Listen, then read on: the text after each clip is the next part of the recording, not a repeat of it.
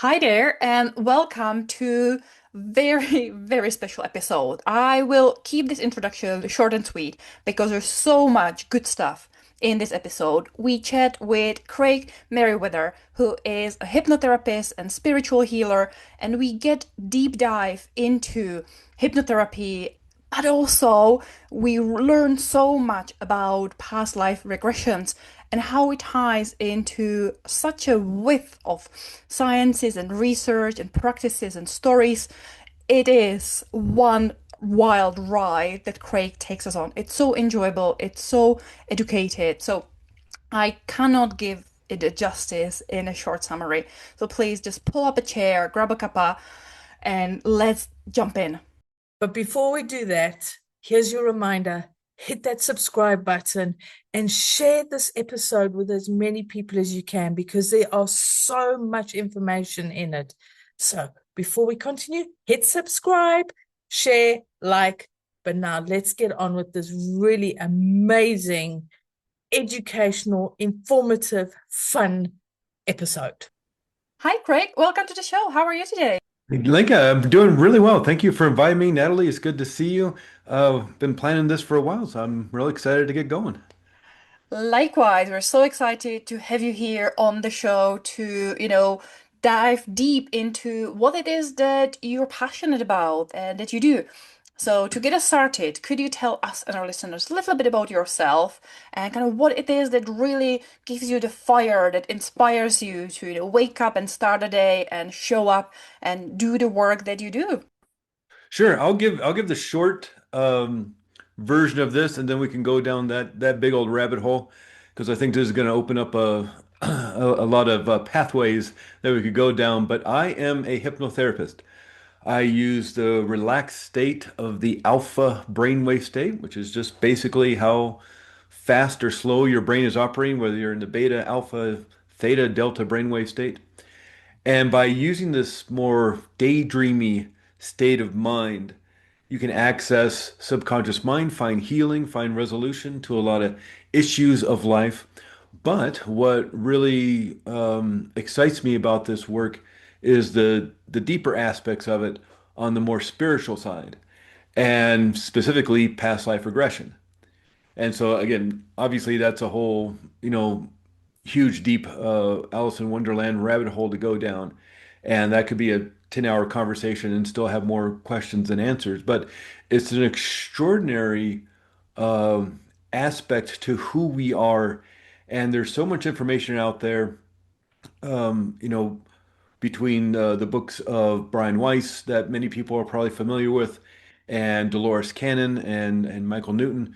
Because there's my own book, Past Lives Guidebook, that show not only just specific people's stories, which are fascinating and interesting, but also how this could be happening, why it could be happening. I don't think there's ever going to be a 100% this is how reality works. Even the PhD scientists with tons of education greater than mine are scratching their heads on whether this is a computer simulation or the holographic universe or the multiverse or something else. But in terms of people's experiences, I think there's enough evidence out there at this point, even in just the last 60 years, starting with the work of Michael Newton and Brian Weiss and Dolores Cannon, that shows that this is a real aspect of who we are as humans, being able to access soul and spirit and not only discover interesting aspects of this learning journey we are on as souls, but also maybe create some healing around various aspects of who we are. Wow, so excited for, dive into, all of this, some of this. But as you were talking, my mind went to, I'm always curious about the connection and how people made, not necessarily a transition, but started infusing something that possibly started a bit more as a scientific approach. Because if we look Mhm. at your background in hypnotherapy, training with NLP, these modalities these days are pretty backed by science. They're becoming very mainstream. We kind of understand lots of people will accept them as okay, they work. We know how they work. They're scientific. They're proven. And Yeah. then we start crossing over into something that it's not yet fully accepted and not as mainstream. And some people will call it woo-woo. Some people will, it's on the little bit on the spectrum of things like the past life regressions and looking more into the spiritual world. And I'm always curious about personal people's journeys of, Mm. okay, I trained as, hypnotherapist, as a healer from my perspective, it is the more scientific, it is the more, proven methods. And then obviously some of the paths to the greater understanding of the universe and human nature and Yeah. soul and energy starts opening up. But can you tell us a little bit more about then when you started as a hypnotherapist, you were working with clients, No, sure. and then this new path to what is now really your specialty, what really you spend so much time, learning and researching and practicing, like past life regressions. How did that happen? Sure. And that was again, I could go on and on about that aspect of myself, but kind of hopefully the short version of it is just my own curiosity around spirituality. I grew up in the Episcopal Church, and I think I only grew up in the Episcopal Church because it was down the street from where I lived. If it was a Methodist church or Baptist church or something else, we would have been that. But I actually liked the Episcopal Church.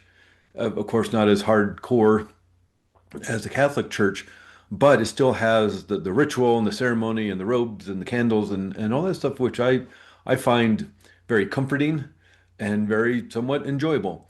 Uh, that aligns with kind of my ancestry, of course. Craig Meriwether, I don't think you get more Scottish and English and Irish than my heritage and that name. And so it kind of lines up with that. But I also went to a Baptist school growing up. So I had this kind of dual religious upbringing of Episcopalian and Baptist, which are kind of they headbutt a lot. They actually don't quite like each other. And but my life was revolved around religion and so to a certain extent spirituality. And that just fascinated me. It was something that interested me even as a kid. And to a certain point of even like looking into maybe becoming a priest or something like that. I mean, that only lasted a little bit, but it's just like it's so fascinating me that maybe I could do this as a living or a career or something. And as I moved on in life, graduated high school, this is 1985, uh, and just started exploring more. My, friends left the church as they move away to college and other places. And I, just kind of left the church because my friends weren't there, wasn't in school anymore. And so I started exploring a little bit more. But of course, there's not the internet. So it's really kind of whatever books you could stumble upon and whatever talk or class you might be able to find. And I ended up moving to Santa Cruz, California for school. And it was such a eye-opening experience because there's so many different cultures of represented in this tiny little town, very close to San Francisco and Silicon Valley, Mountain View, San Jose. And there was all these cultural fairs all the time. And you could go take a class in Zen meditation or African dance or some sort of learn some type of music or something. And as I explored all these different aspects of a world I didn't really understand because I was kind of insulated in my own little community, you also start to explore the spiritual aspects of these other cultures. And that started opening up my world even more because I wasn't interested or even really understand or know about reincarnation and past lives and all that kind of stuff. And so it was a slow drip, really, because I, to me, it was woo-woo. And there were certain parts of the New Age bookstore I didn't care for or like. So again, it was like, here's the shelf in the New Age bookstore I like, and this is the only place I go to. And then it slowly expanded to understanding, or maybe not understanding, but at least being aware of and acknowledging and trying to understand these other aspects of soul and spirit. All at the same time, that aspect of me is going on. I'm also struggling with anxiety and depression. And this started when I was a kid back in high school, so the mid 80s, early 80s. And, of course, no internet. The SSRI drugs like Prozac and things, those don't come out till the mid to late 90s. So there wasn't really much to do. It was certainly something you kept to yourself. Maybe you went to a talk therapist, but certainly a kid of 13 or 14 or 15 isn't really going to know how to do that or do it. So it's rather of a book you could find in the bookstore or the library. And so it was really in the 90s as I was exploring these other aspects of, my spirituality and learning more that I thought I should do something about this and started really in the more personal growth aspects of Tony Robbins and people who are writing books like that.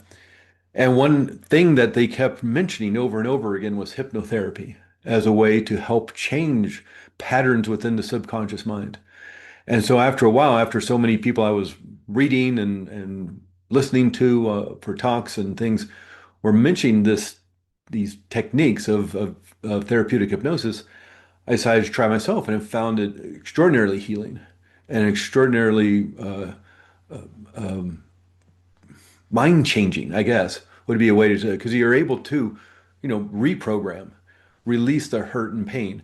And so all this kind of jumbles into as I move into the 2000s and the internet's coming out and more information, you're able to reach more information of any topic you're interested in.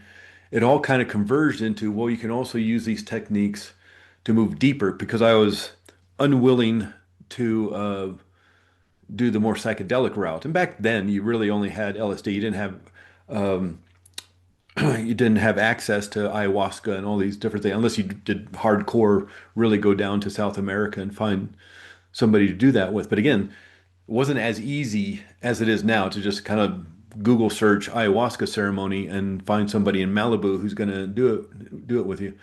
And so I was just nervous about that aspect of just my own physiology and the way my brain kind of works, nervous about doing that aspect. So the only other real way of going deep into this kind of spiritual work was hypnosis and hypnotherapy.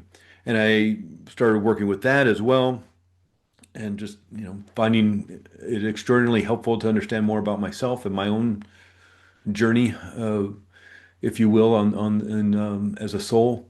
And eventually, I was so interested in it. I wanted to learn how to do past life regression. I ended up going to a school here in America. It's called Hypnotherapy Academy of America, although people come from around the world. And the reason I picked this school is one is this extraordinarily intense training they give you, and it's 500 hours. Um, Monday through Friday, 9 a.m. to 6 p.m. So it's really intensive, 500 hours over the course of 2.5 months. And you start with clinical hypnotherapy, so you learn about how helping people to deal with trauma and hurt and pain, and then medical hypnosis. So you're learning about dealing with physical pain and healing acceleration and this kind of thing. But the last 2 weeks, the last 100 hours was past life regression. And what's fascinating about the way they train you, the education of this, is they give you all that foundation first on how to deal with maybe more current life issues. Then they opened up the deeper rabbit hole of past life regression because now you know how to help people with trauma, with hurt and pain that may have been caused by issues back in childhood, even. Maybe that was 20, 30, 50, 60 years ago. And now you're just moving it a step further. Okay, now let's help people with trauma that may have come from a past life. And so it was extraordinary training. Since then, I've done other kind of trainings of with past life regression, and it's just I don't know. That might have been a long answer to what should have been a shorter answer, but it's kind of this journey of my own exploration of who I am as a soul, my own spirituality, learning and growing, as well as trying to find resolution to my own hurt and pain, and it all kind of found its way to hypnotherapy.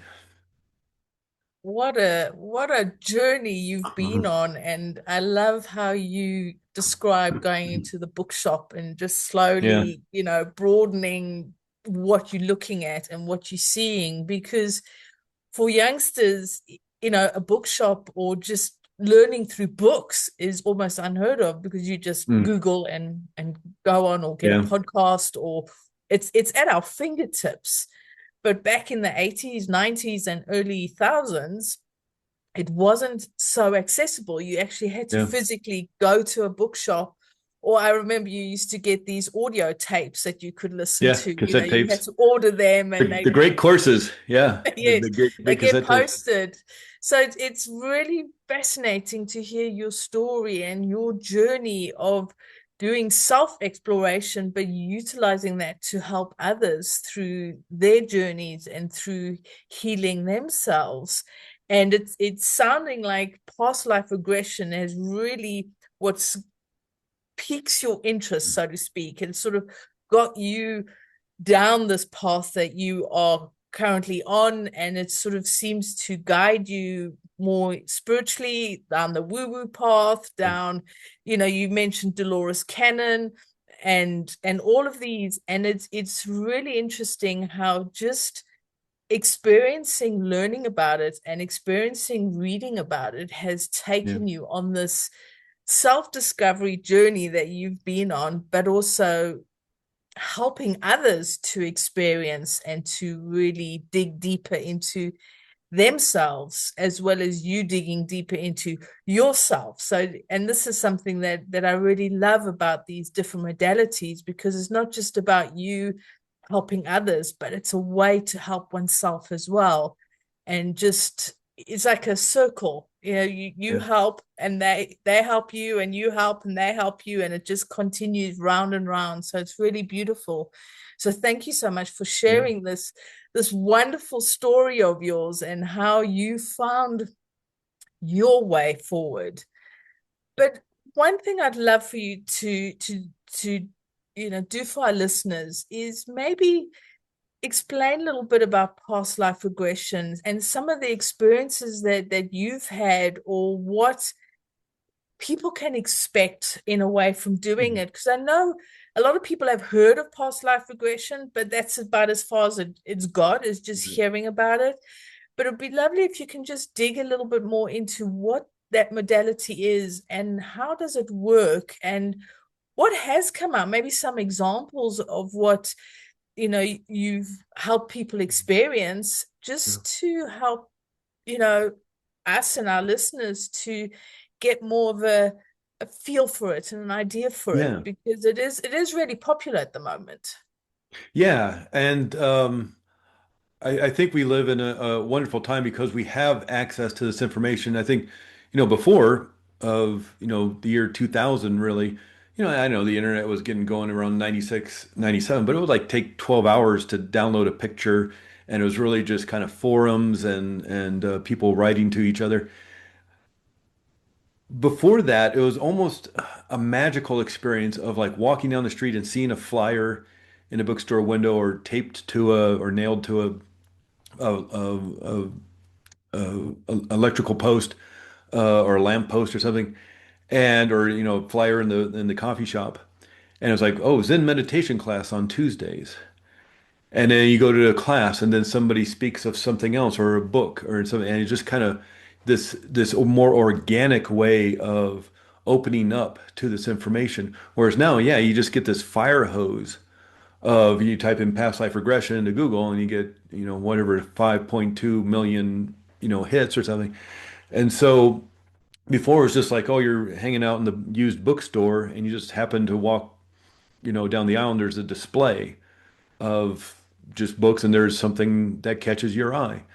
Well, in terms of how this really works, is all we're doing is accessing a memory. So it's not like with in past life regression, you actually time travel and you're going to get stuck back in this past life and not be able to return to this present reality. All you're doing is accessing a memory. Not unlike if I was to ask somebody, well, hey, what happened at that meeting at work last Wednesday?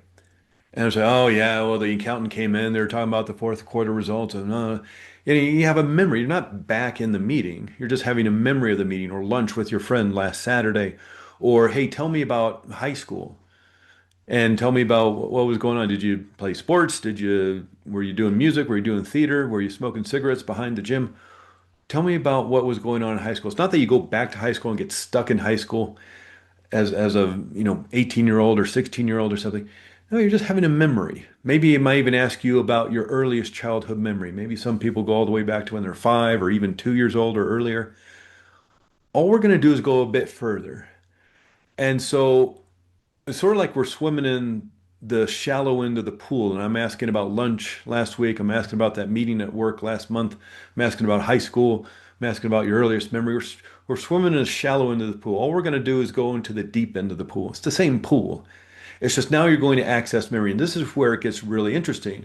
Because excuse me, like accessing this memory with all the research that's been going on over the last years, if not decades, is that this consciousness of ours, kind of what makes us aware of us and the world around us, consciousness may be non-local. A lot of the research seems to indicate that consciousness is not housed within this skull, within the brain, but it's non-local. And that's where you get a lot of this research around ESP, psychics, and remote viewing. Now, not all of it proves that psychics are real. There's some proves that some aren't real. And there's people out there who do fake it and are trying to scam people. But there is enough evidence to show that something is going on, especially around the remote viewing. A big chapter in my book about remote viewing. And back in the early 70s, the United States government was very concerned, specifically the CIA, was concerned that the Russians were doing a lot of research around ESP and psychics for psychic warfare. They wanted to see into the Pentagon. They wanted to see into military bases and see the reports and the maps and who's running the show. And so they were looking for some people who could help with their side of the research. They found some people at Stanford in California, but this is a kind of a long story. Tons of books out there about all this as well.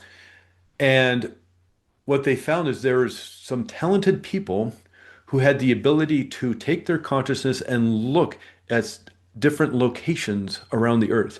And one of the first things they ever did was accidentally remote view, take their consciousness to an underground bunker. And I say they accidentally did this because what they were supposed to be remote viewing was somebody's summer cabin. But the summer cabin was so small compared to this huge underground bunker that they all just kind of, well, okay, well, we're supposed to look at the underground bunker.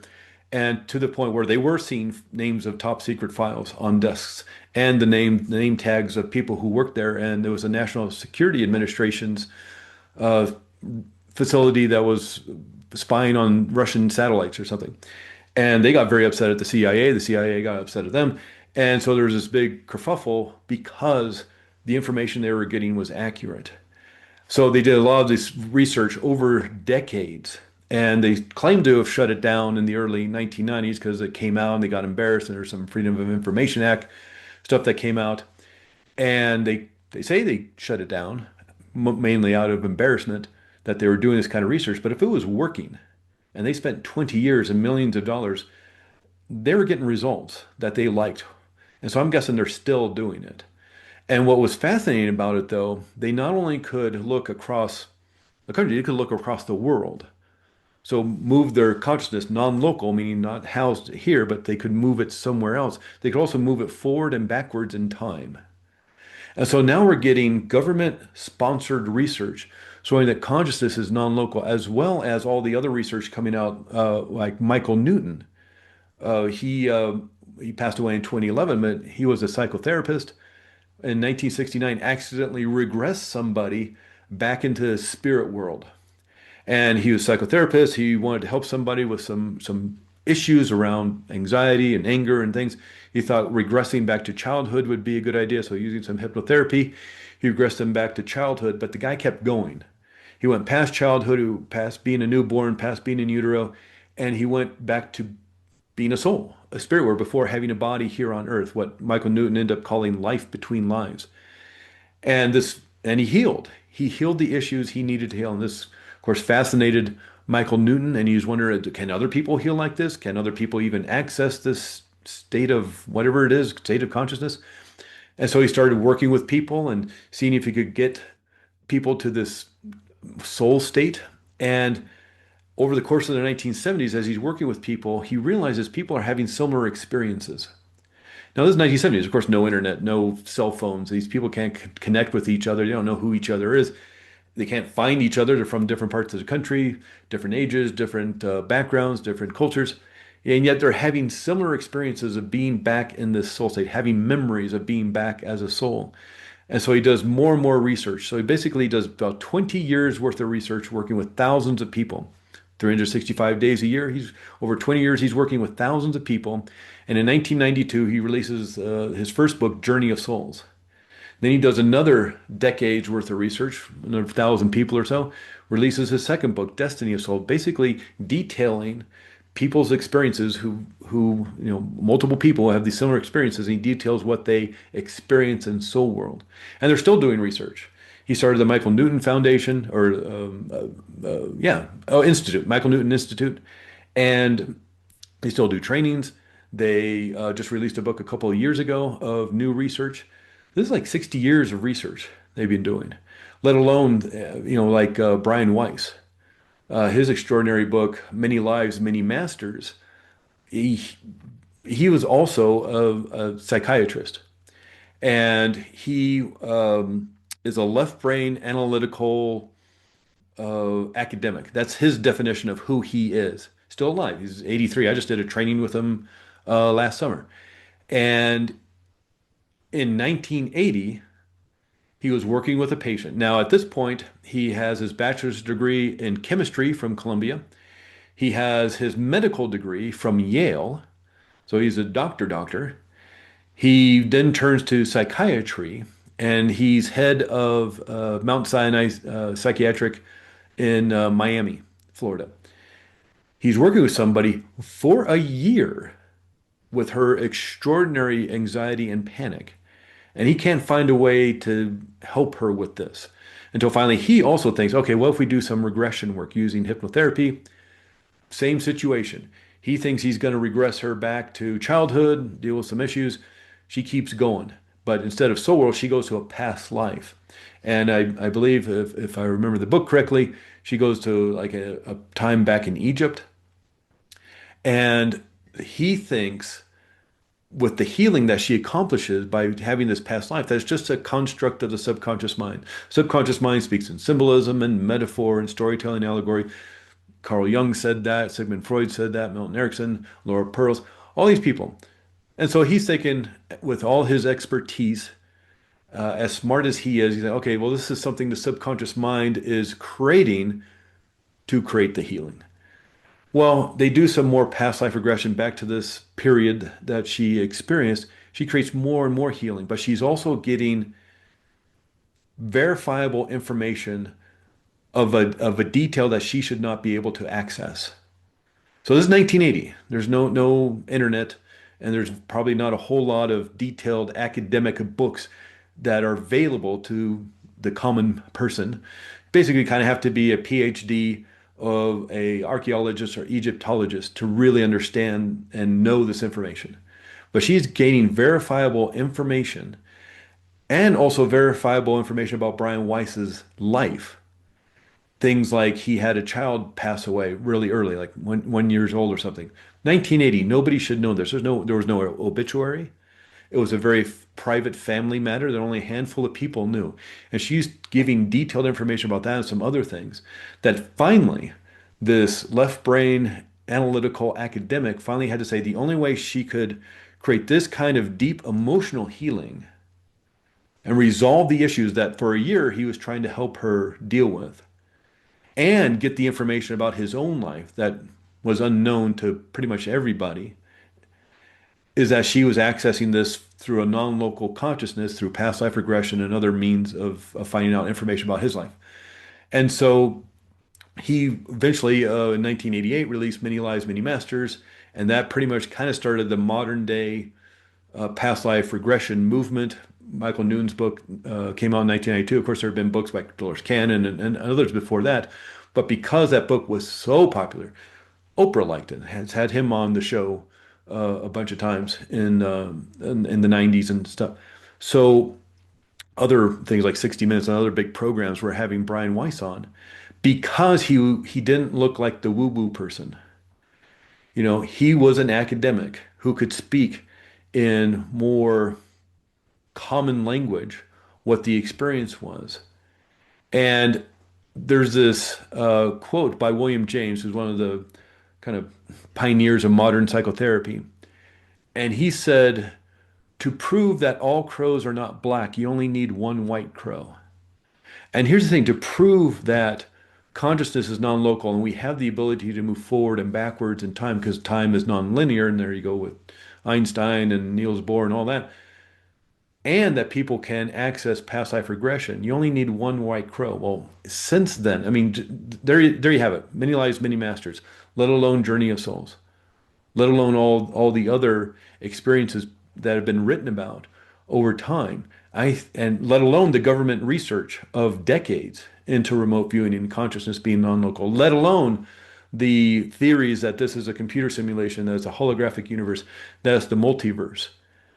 I think eventually, and again, that's kind of what my book's all about, is the science, the history, where this is coming from. So by the end of the book, he's like, you have to come to the conclusion that this is really happening, that we have the ability to access these past life memories, that the brain does not hold on to information, but that it's a receiver and transmitter, like in a big antenna, like a big radar dish. And one aspect of the brain that people have been looking at over the last decade or so is the pineal gland. And this is a tiny piece of the brain. Let's say if there was like a golf ball in the middle of your brain, it's kind of at the back of the golf ball. It's about the size of a grain of rice. Its main job is melatonin production. So that's the hormone that puts us to sleep as the sun goes down. It kind of turns off, then cortisol levels go up as the sun comes up and we wake up. Well, what research found just some years ago, wasn't that long ago, is that the pineal gland, this little, tiny little rice-sized pea-shape or pea-sized part of the brain, it contains tens of thousands of microscopic crystals. And you can look this up online, look it up on Google, and look up on Google Images, pineal gland crystals. And depending on how old you are, because the crystals grow, so somebody in middle age probably has somewhere around 30 to 40,000 little tiny crystals in their pineal gland. There's no evolutionary need for them to be there. They have nothing to do with melatonin production, but these are crystals, when pressure is applied, create electromagnetic effect. So crystals conduct electricity. That's why they're in our watches and our computers and phones and all the kind of like electric gear. Crystals, when mechanical pressure is applied, can conduct electricity, create electromagnetic field. That's what's happening in our brain. A measurable electromagnetic field can be created. And a lot of people are pointing to with research papers, again, you can look up on Google, research that implies that the crystals within the pineal gland itself maybe, is creating a transducer effect. And a transducer, at least back in the day, I don't know how it works nowadays with the streaming and the internet and all this stuff with TV, but back in the day, back in the 70s and 80s and before, if you wanted to watch your TV show, and here in America, the big TV show was Cheers or something like that. If I wanted to watch Cheers on Thursday at 9 p.m., I had to turn on my TV, turn it to the right channel. And at that time, a TV station or TV studio in Los Angeles had this big cassette tape, and they put it into their equipment. That equipment turned that image and sound off that magnetic tape into a frequency, shot it in their radar dish up into the airwaves. And now, back then, and even now, there's all these radio stations, there's all these TV stations, there's these microwaves, there's all this stuff. Now we have cell towers, now we have Wi-Fi. Back then, just like turning a radio, when you turn on your radio, you don't get 50 radio stations all at once. You tune it to the right station to finally you get a signal that you're pulling in through that antenna on your car, and you get to hear either the talk radio or the music or the sports or whatever you're listening to. TV is the same way. You turn it to the right channel, channel 10 at 9 p.m. on Thursday. The little rabbit ears on your TV or the big antenna on your house starts vibrating microscopically to attract and pull in that one frequency, not the radio signals, not the other TV stations, not the microwaves, just or the radar waves. If you're near an airport, the control tower, you're pulling in that one TV station through the antenna into the transducer in your TV, And that transducer turns that frequency back into image and sound, and you get to watch your TV show. That's what some research papers are indicating that that's what the pineal gland is doing. It's pulling in frequencies or information and turning it back into image and sound. And so then there's theories of like, well, where's this information coming from? And it's like, well, that's that kind of uh, you know, the field, the 0 point field, that energy field that binds the universe together, that creates the world, the force as in Star Wars. All information is held there, sort of like the Akashic records. And you're able, by tuning in, by maybe focusing your awareness and your attention on, go back to the past life that is the karmic cause of all this anxiety I've been feeling over the last 30 years, that after years and years of talk therapy has no resolution.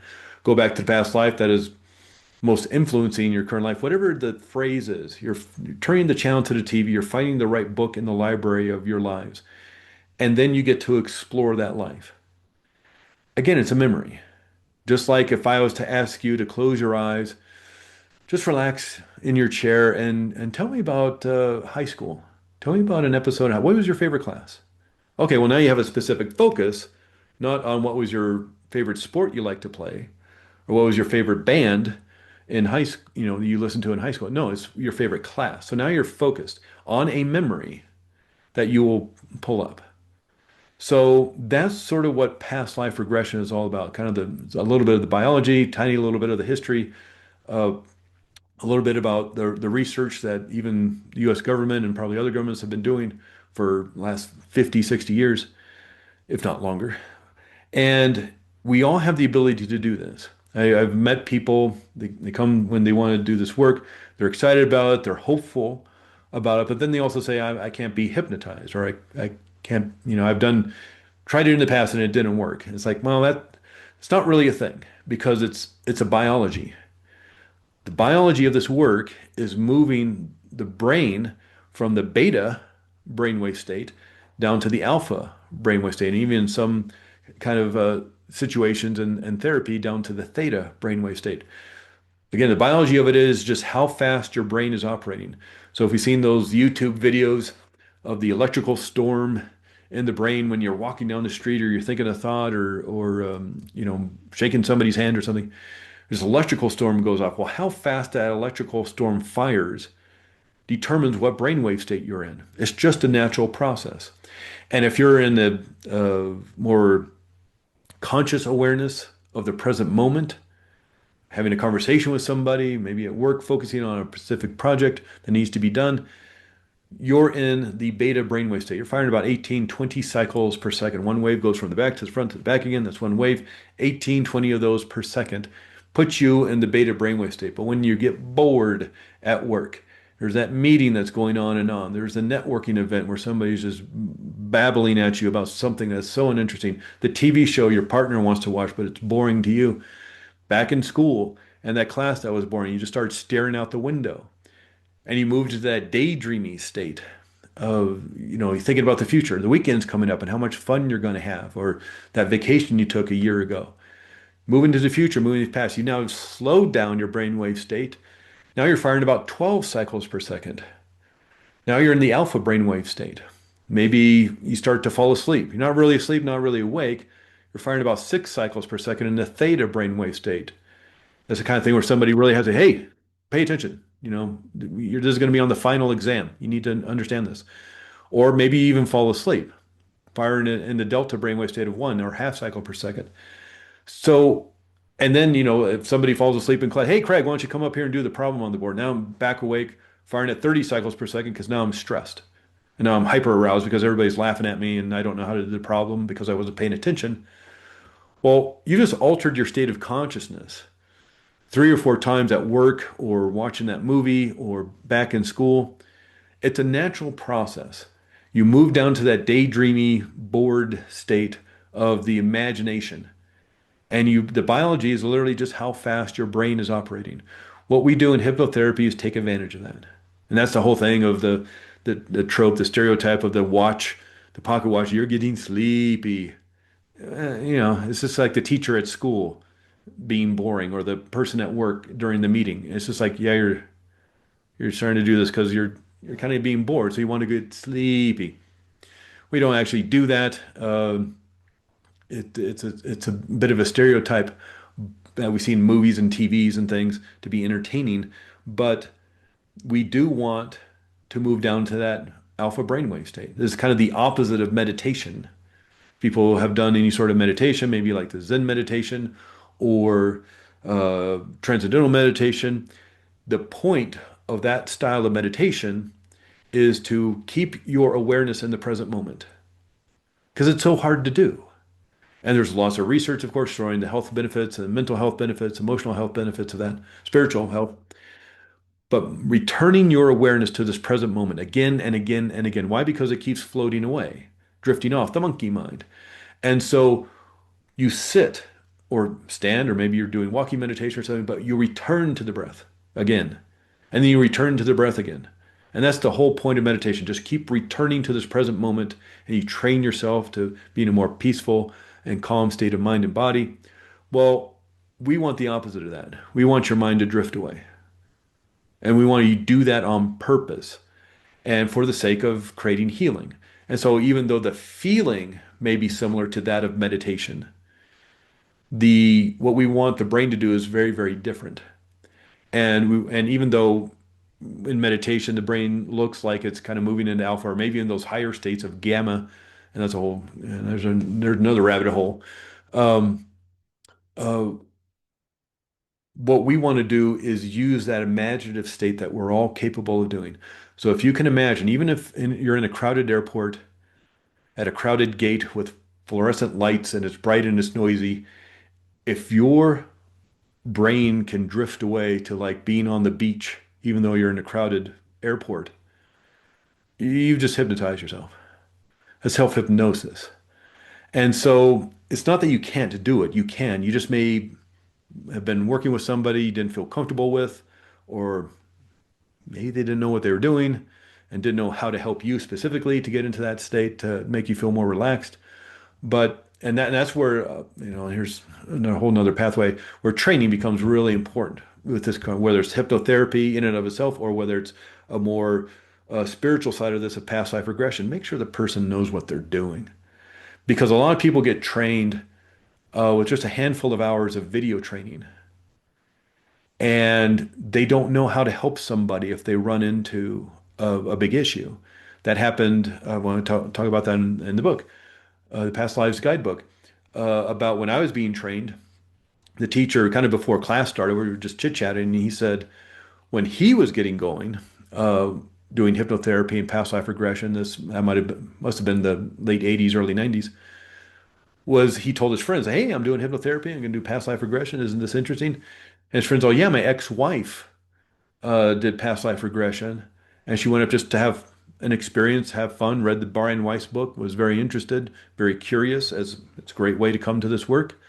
Just wanted to have an experience of some of her past lives. So she went to go see somebody, and this past life, excuse me, excuse me, this past life she experienced was back in the Middle Ages, medieval times, but she was kind of leader of the Rebel Alliance, and she was kind of stirring up the community to go against the authority figures. Of course, they did not like that, and they wanted to make an example of her, so they arrested her and they threw her in jail and tortured her and starved her to death, which took many, many a month. Because they wanted to make an example of her. She had a loud mouth, and they wanted to shut that down. And what better way than torture her to death and make sure everybody knew what was happening?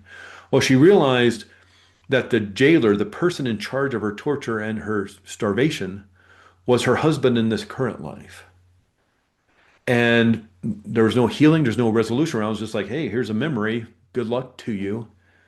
Ended the session, and a month later, they got divorced because there's no resolution, there's no healing. It literally ruined a relationship. Now I'm going to guess there's probably other issues in that relationship. But at the very least, it was the final straw that came to breaking up that relationship. And there's a divorce decree in Santa Fe County, New Mexico, here in the United States, that one of the issues is a past life regression and that he did this to me. Now, again, here's a no longer conversation, another rabbit hole to go down, but they could have been playing this out for multiple lives, needing to learn to grow, figure out this relationship they're having together. And they keep failing, if you will, keep getting a D minus or an F on their learning. Because one of the things that Michael Newton found in working with tens of thousands of people, the Michael Newton Institute at this point, over 60 years, is that we're here for learning and growth. We come to this kind of flight simulator, computer simulator of a world here on planet Earth as these bodies and these human entities to learn and to grow as souls. Not unlike maybe learning mathematics, and you start at 5 years old learning about 2 + 2 = 4, and then in the next grade, as you move up, you're learning about times tables, and then long division the next year, and then fractions, and then in high school, you're learning about algebra and calculus and trigonometry, and then you're getting your master's degree at Yale or Oxford or Cambridge, and you're doing those crazy equations on the chalkboard or on the whiteboard. Well, it took multiple years. That took probably 14, 15 years from 2 + 2 = 4 to getting those crazy equations to really understand that. You just don't get dropped into your first year in school and now you understand horrendous equations that make no sense to the commoner like myself. You have to grow into that. You have to learn through multiple experiences. And if you could look at each year of school as another life, it's like, okay, well, maybe it took multiple years to um, learn about love or compassion. And just like in school, if you're taking chemistry and you fail that class because you just don't get it and you didn't go to tutoring and you didn't study, you have to take that class over again. Or here in America, you don't do well in the seventh grade or the sixth grade or whatever, you take that grade over again. Well, what if we're not doing so well with love or compassion or don't understand? Or maybe there's various ways of learning about math, about chemistry, about love. And so okay, let's run a different scenario this time. Let's run a different play. And you learn and you grow, but maybe you have to do it through different kind of scenarios, or maybe you don't do so well one or two times. Maybe these two people that I was just talking about, they've been looping this pattern life after life after life, and this person could help them. Maybe even create resolution. So they had the greatest love relationship of all time. But instead, they just like, "Oh, I don't know how to help." And it was like, good luck to you after that horrible experience. And that's the point of this work. Yeah, you can come to it for edification and discovery and insights and for fun. It can be just like discovering your ancestry. That can be really fun. But it also can be, you know, a little bit daunting when you realize what some of your ancestors have done to other people. And there can be a lot of hurt and pain there that you receive. It's like, okay, well, I didn't realize my family were such bastards, and hurt all these people over hundreds of years. It's like, well, now what are you going to do? Are you just going to carry that hurt and pain, that guilt, that shame with you? Or is there a way to resolve this and maybe even help, down the line? And so this work, while yes, it can be fun and it's fun to discover and learn and especially about yourself and find insights about yourself and maybe how your purpose here on this life, how it may relate to other lives you've lived, it's really about the healing and the resolution that needs to happen in order to move forward. And that's what can be so important. And you may not come into it with the intention of like, I need to heal this specific thing, or I just have this vague anxiety or anger or resentment or shame or guilt, and I don't know why. And I've spent years in talk therapy, and I read Brian Weiss's book, I read Dolores Cannon, and this feels right, this feels familiar. I think I want to do past life regression. Or just I read Brian Weiss, that sounds fascinating. I want to learn more about who I was. But then you get to some extraordinary circumstance that needs resolution. Okay. Make sure you're working with somebody who knows how to help with that. And just because nowadays, because of the internet, you can do these, weekend trainings. I'm there's a conference or an expo, I'm going to, and one of the pre-workshops is an hour and a half past life regression where she certifies you as a past life regression therapist in an hour and a half. And that's concerning. I had 100 hours after 400 hours of extraordinary training in hypnotherapy. Then I did another 100 hours in past life regression on top of the continuing education. That's not to pat myself on the back or that's not a flex or anything. That's showing you you need to be careful of who you want to work with. You have rapport with different kinds of people, but make sure if you get in trouble, because one of the past, like you asked me before about some past life experiences people have had. And one aspect of this is like, oh, okay, I'm going to explore life over maybe several decades. And you go to a past life, maybe in the 1700s, and you start, and there's not linear. You don't have to be in chronological order. You don't have to start at 10 years old and go to 16 and go to 30 and go to 40. I've had people start at 25, go to 12, go to 80, go back to 4. It can jump around because of the important things you want to look at.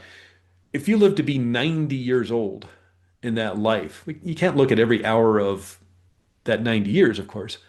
So we're going to look at 4 or 5 specific events, important events that you need to look at, maybe for healing or just to discover a specific thing you want to discover.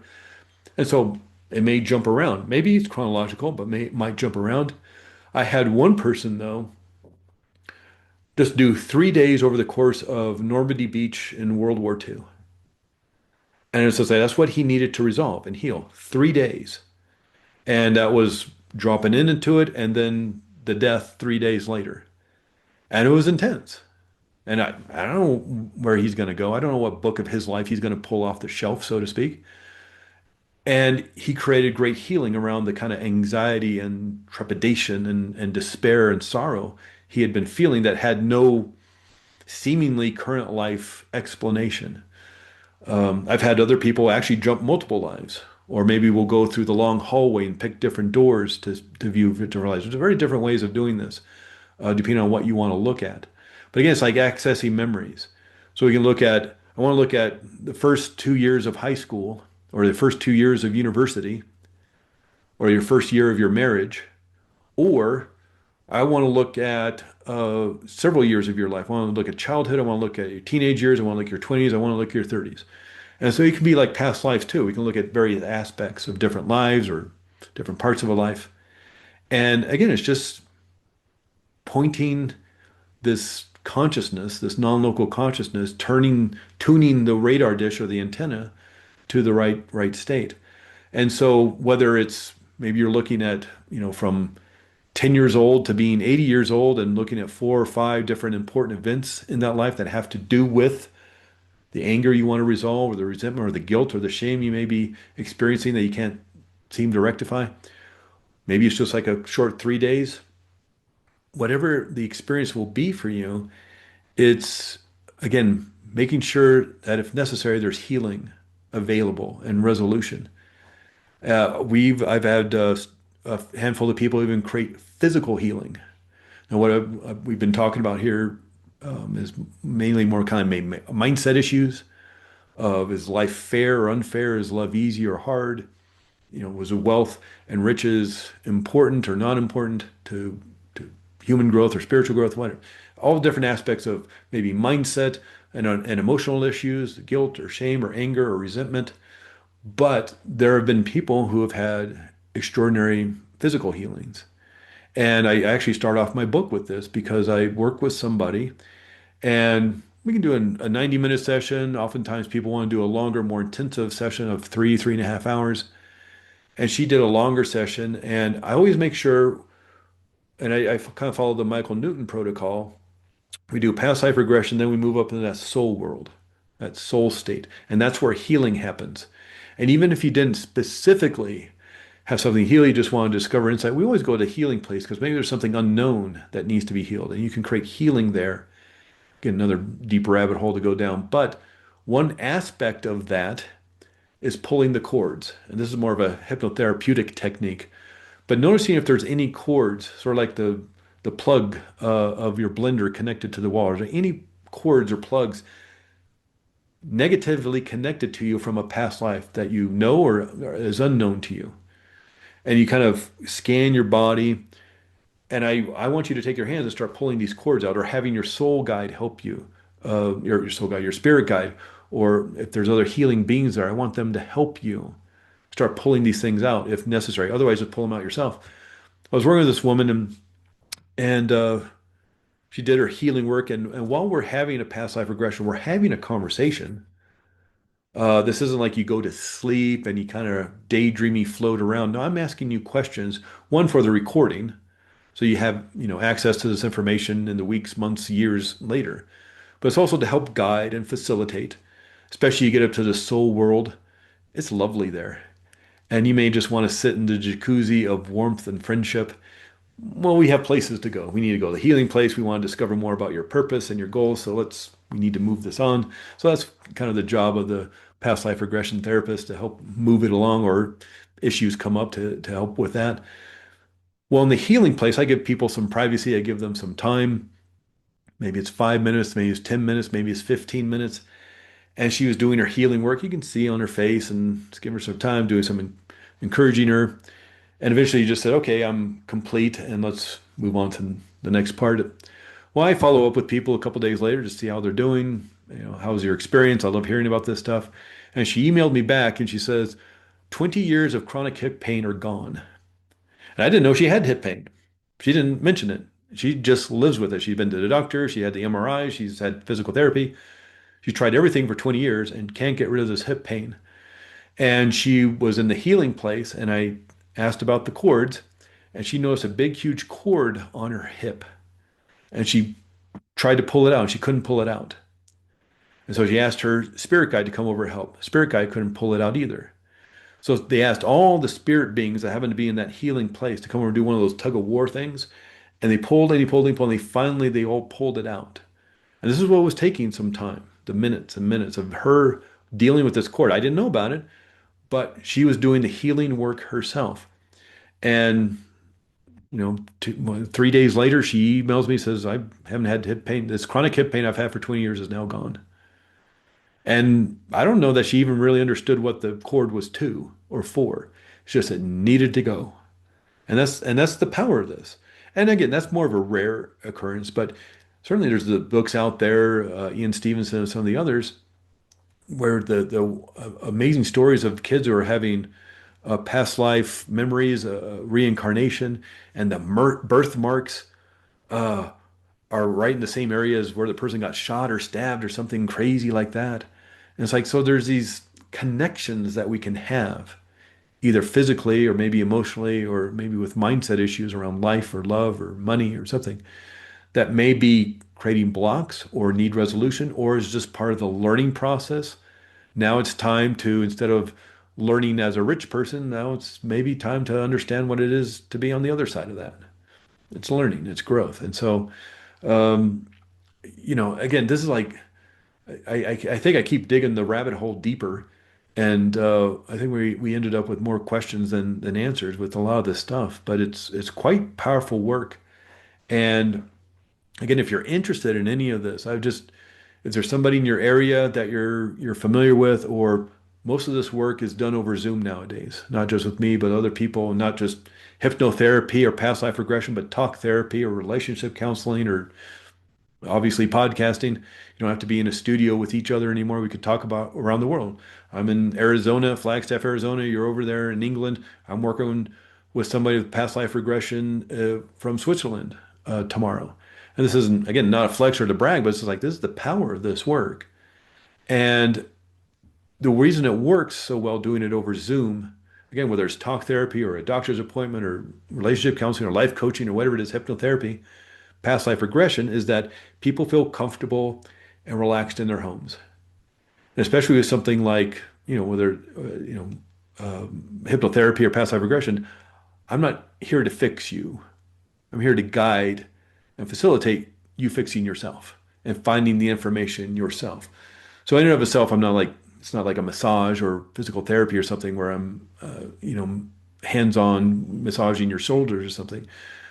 I'm guiding and want to see you, make sure your ecology, you're doing okay. But this can be done anywhere because you can feel relaxed and comfortable in your homes. In fact, there's some research that shows that Zoom sessions work better than in-person sessions. Again, whether it's talk therapy, relationship counseling, or hypnotherapy or something, because people feel safe in their homes. They feel relaxed. They don't have to drive across town, especially if you live in a big city and it's rush hour.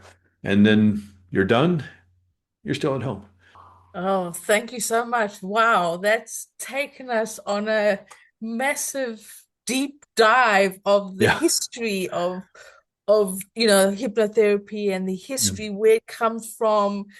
And I think this is the first time we've actually had the CIA mentioned on our podcast. So you've really taken us down this road and experience and where it comes from. We've not had so much history before. So thank you so much for really sharing that, and especially your advice about going to the right person, making sure that they know what they're doing and they don't just leave you in the lurch or anything. So all I can just say is, wow, that was amazing.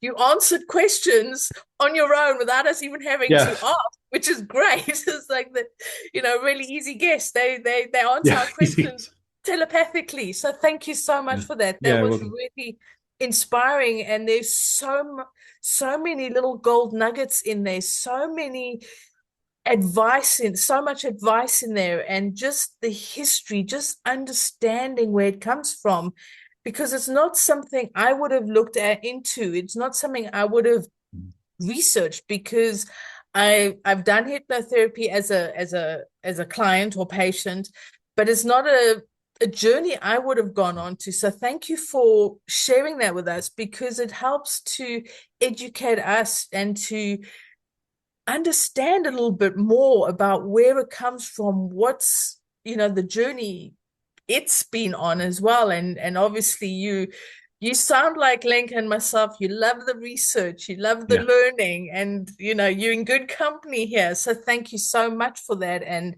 as I said, the tips, that tip was really powerful, is do make sure you go to the right person, because you can really be left in the lurch, and that's something you don't want. You want a good experience in the healing. You don't want to just be left in with the Yeah. trauma and it not being resolved. So again, thank you.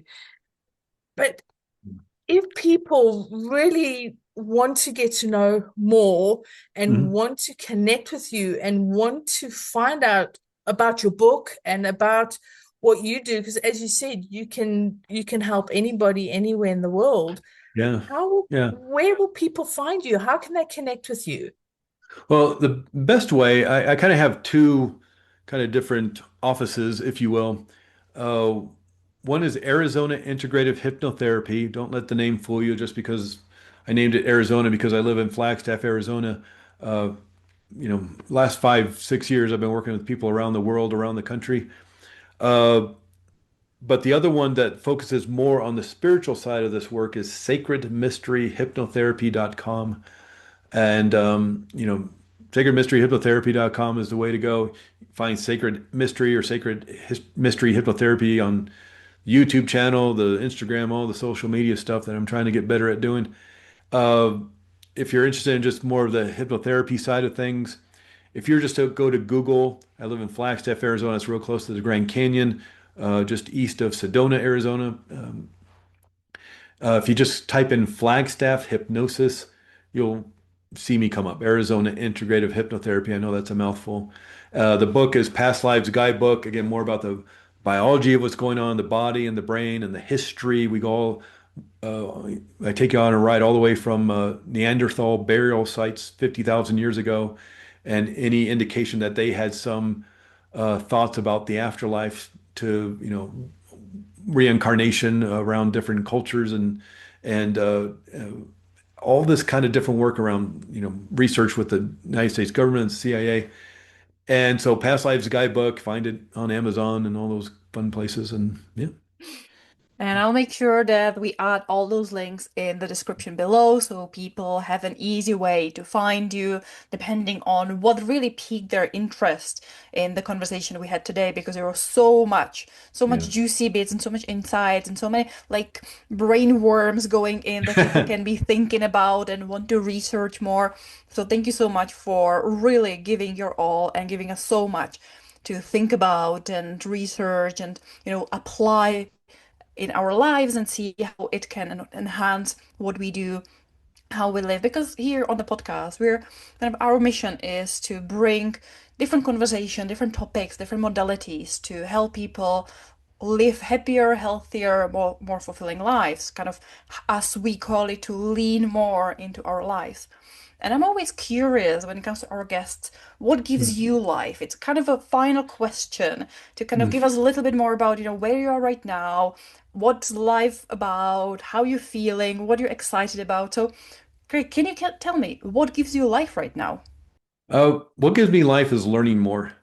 In fact, it's funny you asked that because I was literally having a conversation with my wife Christina last night about, oh, there's this education about past life regression, there's that education, and it's like, it's hard to do everything as it all the classes happen at once over the course of a year or so, but I got excited thinking about, even though I've been doing this a really long time and I have a great education, lots of continuing education workshops and classes and things.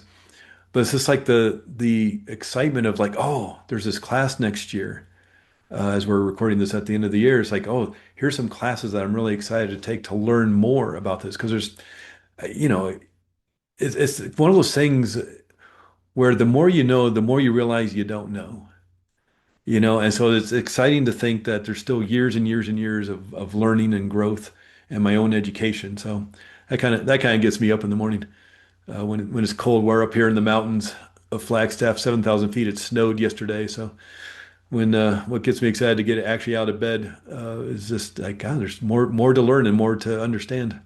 Wow, yes, I can totally relate with that, and I know Lenka can relate with that too. So thank you so much for sharing, and thank you so much for spending your time with us today and sharing that font of information and knowledge. And we can hear and see that you really do love learning, because you Yeah. didn't just pick on a little bit and learn about hypnotherapy, but you've already gone into the history of it, and the understanding the biology and the crystals and all sorts. So thank you so much for really sharing that with us today, and your time, and just being here with us. And yes, all that knowledge, so much knowledge. Thank you so Yeah, much. you're welcome. It was fun. I really enjoyed talking about this stuff and talking with you. And we've been planning this for a bit, and so it was fun to have this conversation. For our listeners, wow, what have you got from this episode today?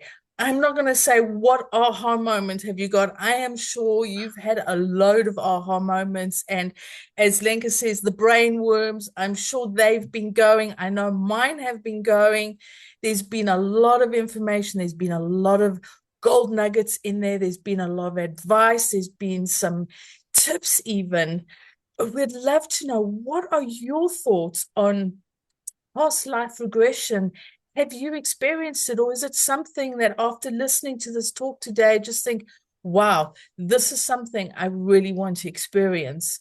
We'd love to know your thoughts. We'd love to know what you have experienced and what you would be looking for if you were going to experience it. But until next time, we'll talk to you soon. Bye.